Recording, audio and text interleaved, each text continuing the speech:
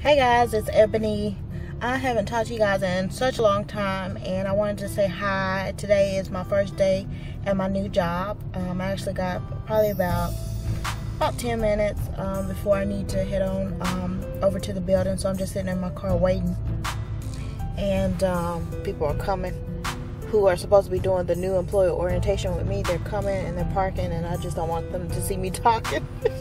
So I just pull the phone kind of like over to the side. But anyway, yeah, I just started my new job. So, I was talking to the Lord this morning, and I was praying for Him to help me with this new job to exude a spirit of positivity, as in to start this new job with a positive mindset about everything. No grumbling, no complaining, no heart of ingratitude or unappreciation, or just to be thankful that I'm blessed to have a job, and just to be thankful that the Lord answered my prayers about this job. And I felt like since this is a new job, it's kind of like a clean slate. So none of the employees in there know me, so I don't have a history as far as my attitude. So I can start like a clean slate, like just a positive, clean slate, meaning the impression that they get from me is one that I can build starting today. And what I'm going to do is just be positive and just let the Christ shine through me in my actions, my behaviors, and the way I work, my work ethic. And so I particularly prayed about grumbling, because I know that can lead to so many problems in the workplace, especially if one person starts grumbling and other people start grumbling because of that person. Or it's kind of like contagious, One person is unhappy, that's going to make a lot of other people unhappy as they hear about complaints, and that's not the atmosphere you want to foster in a work environment, because it's counterproductive. It causes people to be stressed out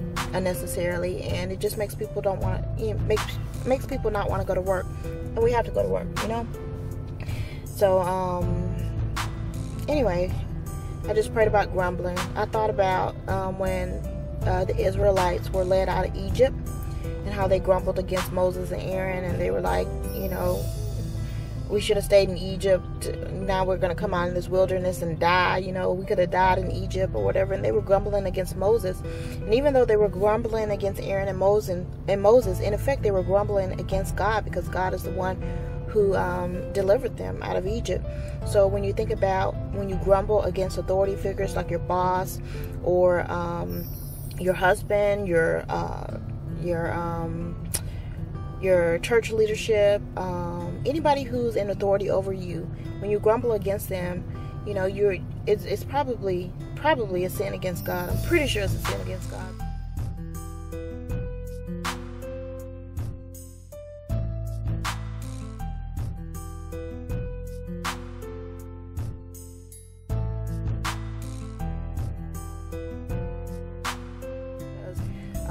You're supposed to be able to submit to certain authority figures. It's not saying that you should just, go on a job and let your boss just totally misuse you and mistreat you, and, but you have to be very smart about how you handle things. You have to be very smart about what situations the Lord is putting you in to test you in, and what situations He's calling you out of. So you have to be very sensitive to the Holy Spirit and listen to what He's telling you. If He's telling you to stay and submit and to be positive, and maybe even be an example to somebody about Christ and how Christians,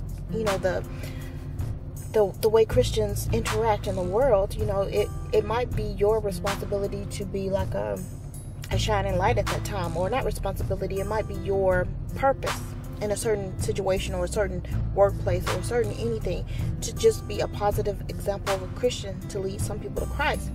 On the other hand, some situations He's calling you out of, but maybe you stay because of fear, like, I don't want to leave. If I leave, I'm not going to be able to get another job. I'm not going to be able to pay my bills. And all of those thoughts that you allow to enter into your mind are basically saying that you don't trust God. Because God, if He's calling you out of somewhere, or He's telling you to move, He's doing it because He's going to take care of you. He's going to take care of you. You have to trust Him. And if you don't want to leave for whatever reason, and you put yourself through unnecessary hardship, because you don't want to be obedient to what he's telling you to do. I just lost my train of thought because I moved this camera to the side and this lady is sitting right next to me, and I don't want her to think I'm a weirdo because I'm talking to my phone. So I just lost my train of thought. But anyway, I was saying, so, you just have to be sensitive to the Holy Spirit and listen to what the Lord is telling you to do. And then in any situation, don't be a negative Nancy or just a negative person. Just be positive. Don't grumble. Have a spirit of gratitude and thankfulness, because many people would love to have a job who are unemployed. And if you're not even working, then it can apply to any situation, especially if you're a stay-at-home mom.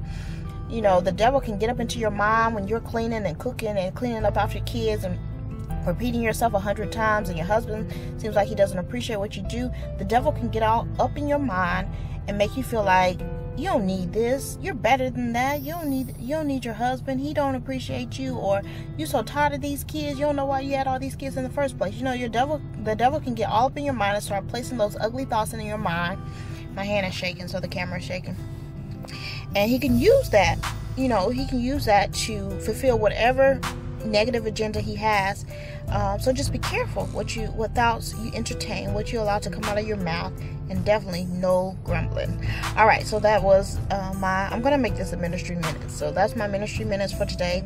Hope you guys are blessed, and I will talk to you guys again soon. Thanks for watching.